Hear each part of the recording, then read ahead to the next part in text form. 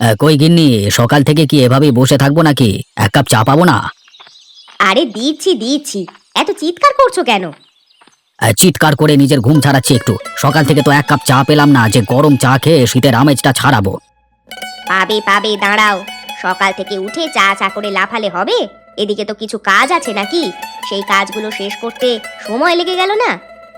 তোমার আবার কাজ কি গিন্নি? বাড়িতে তো কাজের লোক রাখা আছে, তাদেরকে বললেই তারা কাজ করে দেবে। তোমার তো মাথা ব্যথার কোনো কারণ নেই। সকাল সকাল কথা শুনিও না তো। একটা সংসার ঠিকমতো চালাতে গেলে আমাদের মাথায় কত দায়িত্ব থাকে জানো? চুপটি করে এখানে বসে থাকো, আমি তোমার জন্য চা করে আনছি।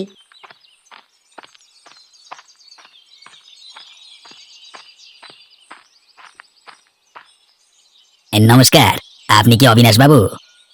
হ্যাঁ, আমি অবিনাশ। আপনাকে তো ঠিক চিনতে পারলাম না।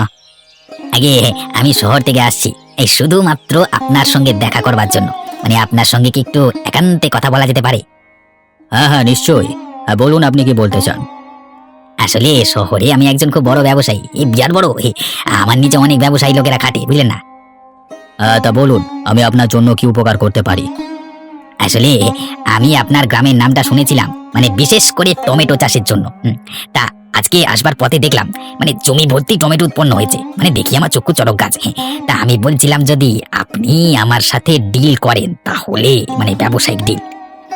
দেখুন, আপনার সাথে ব্যবসা করতে আমার কোনো অসুবিধা নেই, তবে আমার চাহিদা একটাই, আমার গ্রামের কৃষকেরা যেন বাজারের যেমন দামে আপনি বিক্রি করবেন সেই দামটাই পায়।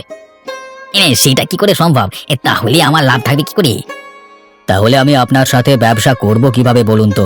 আমার গ্রামের চাষিদেরকে দূরে সরিয়ে রেখে আমি তো আর নিজে লাভবান হতে পারি না। ভালো করে ভেবে দেখুন, আমি আপনাকে দরকার হলে অ্যাডভান্স কিছু মাল দিচ্ছি। সে তো ব্যবসা করতে হলে আগে ভাগে নিতেই হবে, কিন্তু আপনি যদি আমার শর্তে রাজি হন তবে আমি আপনার সাথে ব্যবসা করব, নচেত না। তাহলে আর কি, আমাকে উঠতে হয়। আপনার শর্ত আমার পক্ষে ঠিক মেনে নেওয়া সম্ভব হচ্ছে না। তাহলে যাওয়ার সময় এক কাপ চা খেয়ে যাবেন, কেমন? না না, আপনি বরং চা খান, আমি দেখি। আমার ব্যবসার দিকে তো খেয়াল রাখতে হবে। আমি এলাম, কেমন? ভালো থাকবেন।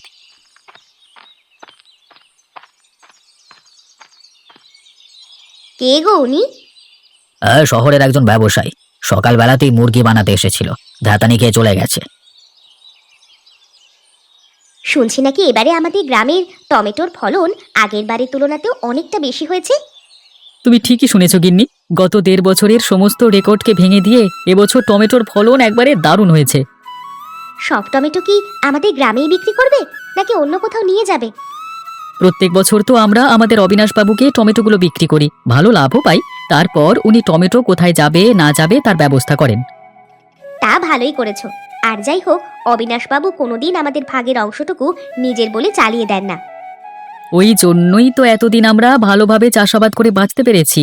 না হলে চাষাবাদ করে অনেক গ্রামে অনেক চাষিরা আধপেটা খেয়ে থাকে, আর তাদের স্বপ্ন পূরণের কথা তো বাদই দিলাম। আচ্ছা, আমরা যদি এবার থেকে কিছু টমেটো নিয়ে অন্য ব্যবসা করতাম তাহলে কেমন হতো বলো তো? কি ব্যবসা করবে বলো তো? দেখো, টমেটোগুলো সে তো আমাদেরকে বিক্রি করতেই হয়। তার জায়গায় আমরা যদি সেখানে সময় নষ্ট না করে যে সময়টা বাজারে গিয়ে টমেটো বিক্রি করব সেই সময়টুকু নতুন ফসল উৎপাদন করতে কাজ করলাম, তাতে আমাদেরও সুবিধা অনেক বেশি হবে, তাই না? না না, আমি সেরকম কথা বলিনি। আমি চাইছিলাম অন্য কিছু একটা করতে। অন্য কিছু বলতে তুমি কি বলতে চাইছো? যাক, কিছু না। তোমাকে এখন ওসব বলে মাথা গোলাবো না। তুমি কাজে যাচ্ছ, যাও। রূপামা কোথায়? এখনো ঘুম থেকে ওঠেনি? ওমা, সে তো কখন ঘুম থেকে উঠেছে। ওকে তো আমি কতগুলো টমেটো দিয়ে পাঠিয়েছি অবিনাশবাবুর কাছে। তুমি তো কালকেই বললে আমাকে, আর আজকেই ভুলে গেছো নাকি? ও আচ্ছা আচ্ছা, ঠিক আছে ঠিক আছে, তাহলে আমি এলাম, কেমন?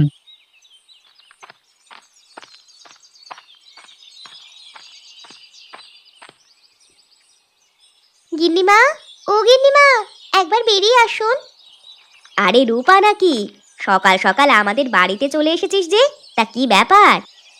মা আমাকে পাঠালো, আপনাদের জন্য এই টমেটোগুলো দিয়ে পাঠিয়েছে। টমেটোগুলো তোদের খেতে হয়েছে বুঝি?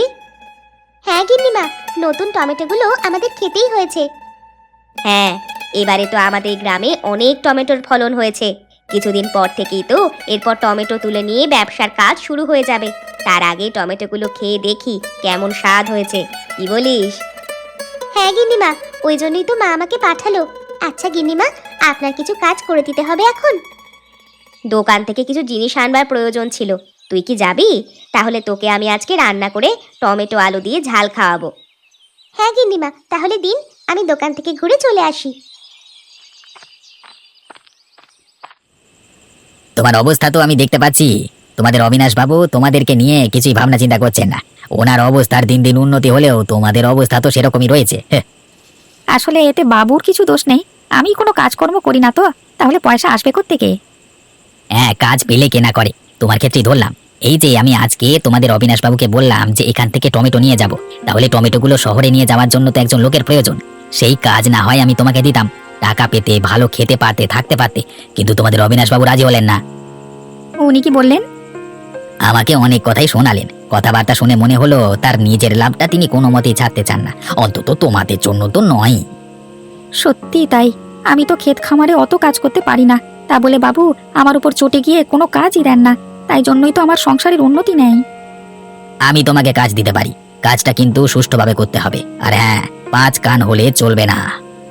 হ্যাঁ বাবু, বলুন কি কাজ করতে হবে, আমি সব কাজ করে দেব। তোমাদের গ্রামে তো অনেক টমেটোর ফলন হয়েছে এবারে, অতএব না চাইতে অতিরিক্ত পেয়ে তোমাদের বাবু বেঁকে বসেছে। আমি তোমাদের একটা জিনিস দিয়ে যাচ্ছি, কালকে রাতের বেলা গিয়ে একজনকার জমিতে জিনিসটা অল্প অল্প করে ঢেলে দিয়ে চলে আসতে হবে, পারবে? কি জিনিস বাবু? বেশ। বিষ? কিন্তু জমিতে বিষ ঠেলে দিলে যে। জানি জানি জানি, এটাই তো চাই। জমিতে বিষ ঢেলে দিলে অর্ধেক টমেটো নষ্ট হয়ে যাবে, তখন টমেটোর দাম অনেক বেড়ে যাবে, গ্রামের মানুষ কিনতে পারবে না, তখন শহরের দিকে টান পড়বে। তারপর আমাকে প্রয়োজন হবে, তখন আমি তোমাকে কাজ দেব, ঠিক আছে? কিন্তু এতে চাষিদের অনেক ক্ষতি হয়ে যাবে, আপনি সেই দিকটা দেখছেন না। সে তো একটু হবেই, কিন্তু তুমি চিন্তা করো না, এই কাজের জন্য আমি তোমাকে 10,000 টাকা দেব। 10,000 টাকা? হ্যাঁ, 10,000 টাকা। এবার বলো তুমি রাজি কিনা?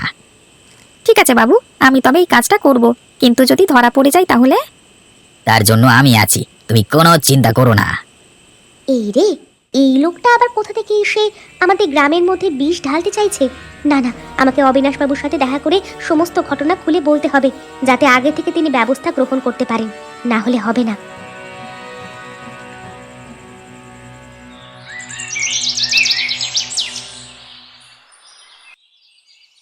কই গো কাকিমা, কোথায় গেলে? এই দেখো আমি আবার শহর থেকে চলে এলাম।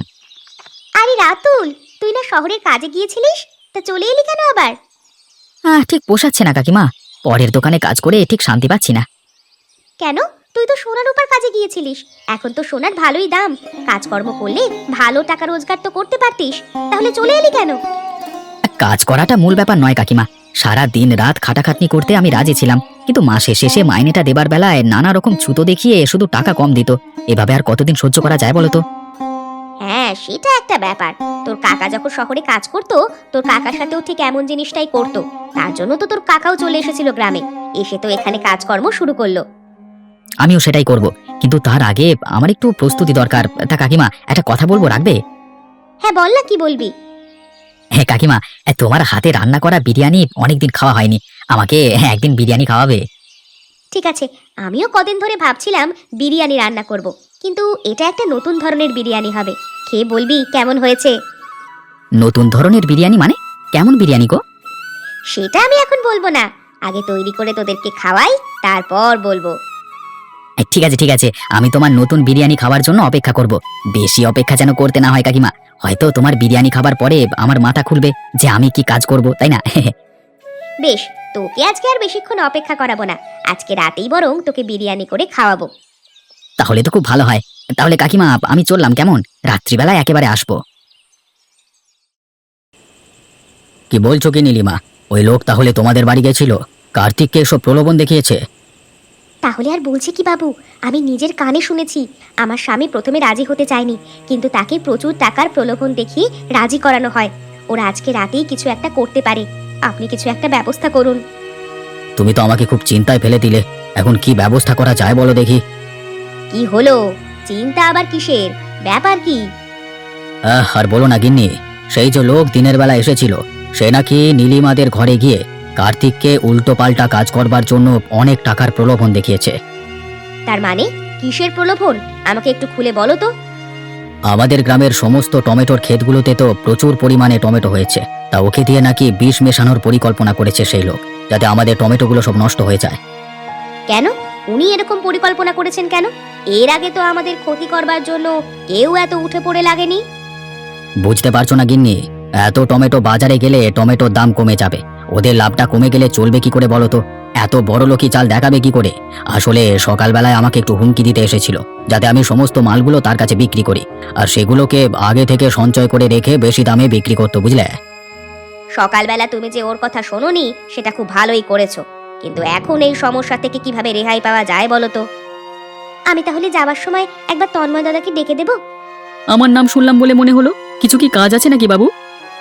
মনে হচ্ছে আমাদের একটা বিপদ আসতে চলেছে, তা সেই বিপদ থেকে মুক্ত হওয়ার জন্য আমাদের আগে থেকে ব্যবস্থা নেওয়া প্রয়োজন। বিপদ? আপনি কোন বিপদের কথা বলছেন বাবু? সেটা বলছি, কিন্তু তোমার হাতে ওটা কি?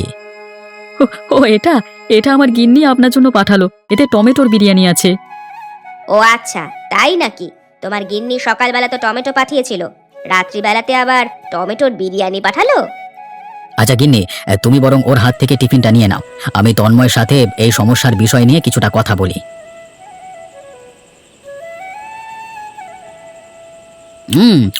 আহা, কত সুন্দর হয়েছে! সত্যি কাকিমা, টমেটোর বিরিয়ানি যে এত সুন্দর হয় আর তুমি যে এত সুন্দরভাবে রান্না করো সেটা আমি বুঝতে পারিনি। দারুণ হয়েছে, দারুণ, এক কথায় লাজবাব। হ্যাঁ মা, সত্যি খুব সুন্দর হয়েছে এই টমেটোর বিরিয়ানি। গ্রামের লোকেরা একবার পেলে না চেটে পুটে খাবে। তা না হয় হলো, কিন্তু তোর বাবা সে কখন গেছে, এখনো পর্যন্ত এলো না কেন বল দেখি? এত দেরি করছে কেন? এদিকে তো বিরিয়ানি ঠান্ডা হয়ে যাচ্ছে, বারবার করে বললাম দিয়েই চলে আসবে। এই যে তোমাকে যে বললাম তাড়াতাড়ি আসবে, তা এত দেরি করলে কেন? আর বলো না গিন্নি, এদিকে একটা গেরো হয়ে গেছে, ওই জন্যই তো আসতে একটু দেরি হয়ে গেল। আবার কি হলো? বাবুর কি শরীর খারাপ হলো নাকি? আরে না না, শরীর খারাপ নয়, আমাদের চাষের টমেটোর উপর খারাপ লোকের চোখ পড়েছে, তারা চাইছে আজকে রাতের মধ্যেই আমাদের টমেটো ক্ষেতকে নষ্ট করে দিতে। সেই বিষয়ে বাবুর সাথে একটু আলোচনা হচ্ছিল। বলো কি গো, কার আবার নজর পড়লো? সেসব তোমাকে আমি কালকে সকালে বলবো, আজকে আর কথা বলবার সময় নেই। রাতুল, তোর খাওয়া হয়ে গেছে বাপ? হ্যাঁ, প্রায় হয়ে এসেছে। কেন বলো তো কাকা, কিছু কাজ আছে নাকি? আমার সঙ্গে আজকে রাত্রে একটু পাহারা দিয়ে দিলে তোর কি কোনো অসুবিধা হবে? কোনো অসুবিধা নেই কাকা, আমি যাব তোমার সাথে। তোমার খেতে টমেটো নষ্ট করলে আমি যে এরকম সুন্দর টমেটোর বিরিয়ানি খেতে পারবো না। আচ্ছা ঠিক আছে, তাহলে চল আমার সাথে।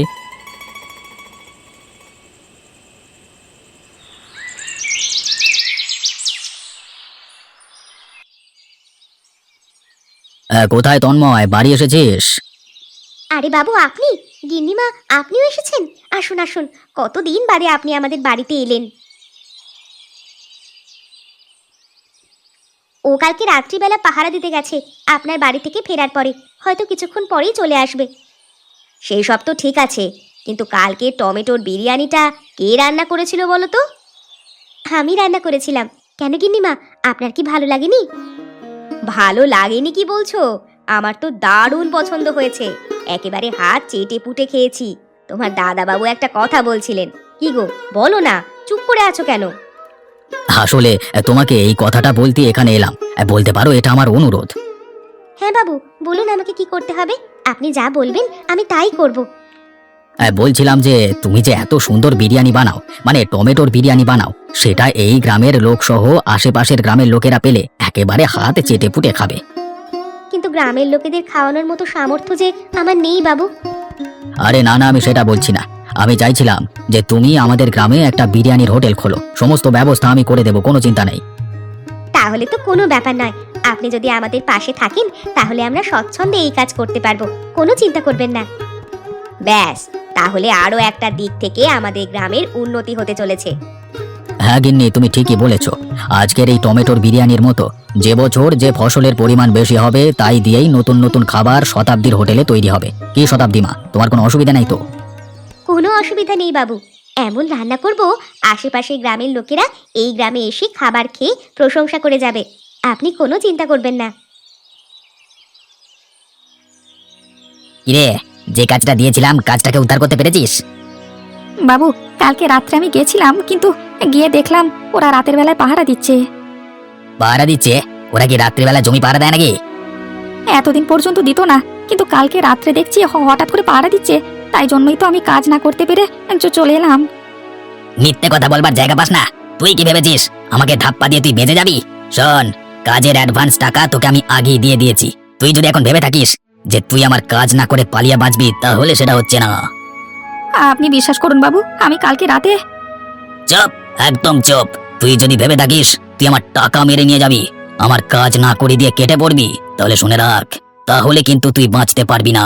তুই যেখানেই থাকিস না কেন সেখানেই তোকে মেরে আসবো। আজকে রাতের মধ্যে আমার কাজটা হওয়া চাই।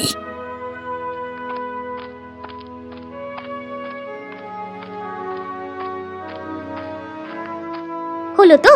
খারাপ সঙ্গে থেকে খারাপ লোকেদের সাথে কাজকর্ম করবার ফল তুমি পেলে তো? এ কি গিন্নি, তুমি এসব কি করে জানলে?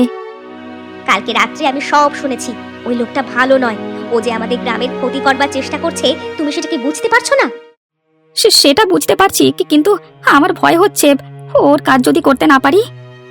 ওই কাজ তুমি কোনোদিনই করতে পারবে না। যে টাকা নিয়েছো সেই টাকা ওকে ফেরত দিয়ে দেবে। হ্যাঁ গিন্নি, তাই দেব। আসলে আমার সংসারের এই হাল দেখে আমি অতগুলো টাকার প্রলোভন সামলাতে পারিনি, তাই জন্য ওকে হ্যাঁ বলে ফেলেছি। ভাগ্যিস আমি যদি কালকে রাতে অবিনাশবাবুকে খবর না দিতাম, তাহলে তুমি যে অঘটনটা ঘটাতে, তার জন্য তুমি নিজেকে কোনোদিন ক্ষমা করতে পারতে না। ও, তার মানে তুমি ওদেরকে খবর দিয়েছিলে, তাই জন্য ওরা পাহারার ব্যবস্থা করেছিল? হ্যাঁ, আমি ওদেরকে খবর দিয়েছিলাম। এখন বলো, ঠিক করেছি না ভুল করেছি? না গিন্নি, তুমি ঠিক করেছো। কালকে আমি অবিনাশবাবুর কাছে গিয়ে ক্ষমা চেয়ে আসবো এবং সব সত্যিটা বলে আসবো। তুমি যে নিজের ভুল স্বীকার করবার সৎ সাহস দেখাচ্ছ, তাতেই আমি খুব খুশি। আরে খেয়ে যান, একদম গরম গরম টমেটোর বিরিয়ানি খেয়ে যান। একদম নতুন স্বাদের বিরিয়ানি, একদম কম দামে পেয়ে যাচ্ছেন আমাদের গ্রামের নতুন বিরিয়ানির দোকানে। আসুন আসুন। আরে দাদা, করেছো কি? আমাদের গ্রামে এই একটা জিনিসের অভাব ছিল, সেই অভাবটা তুমি পূরণ করে দিলে। কই দাও দেখি, আমাকে বিরিয়ানি দাও। এই তো আমার দেখেও আনন্দ। যাক যাক, তবে আমাদের গ্রামের লোকজন এই বিরিয়ানিকে খুব পছন্দ করছে দেখছি। হ্যাঁ বাবু, আপনার দৌলতে ওরা খুব আনন্দ করে খাচ্ছে। এইদিকে একটা ব্যাপার হয়ে গেছে তন্ময়। কার্তিক আজকে আমার কাছে এসে পায়ে ধরে ক্ষমা চেয়ে গেছে, সাথে সমস্ত সত্যি কথা বলে দিয়ে গেছে। ওই যে প্রণব আমাদের ক্ষতি করতে চেয়েছিল, বুঝলে? তাহলে বাবু, ওর বিরুদ্ধে কিছু ব্যবস্থা নেওয়া যায় না? অবশ্যই, এবারই তো আসল সময়। কার্তিককে সাক্ষী করে ওকে এরপর আইনের জালে এমন ভাবে জড়াবো যাতে এমন কাজ করবার আগে অন্তত দুবার ভাবে।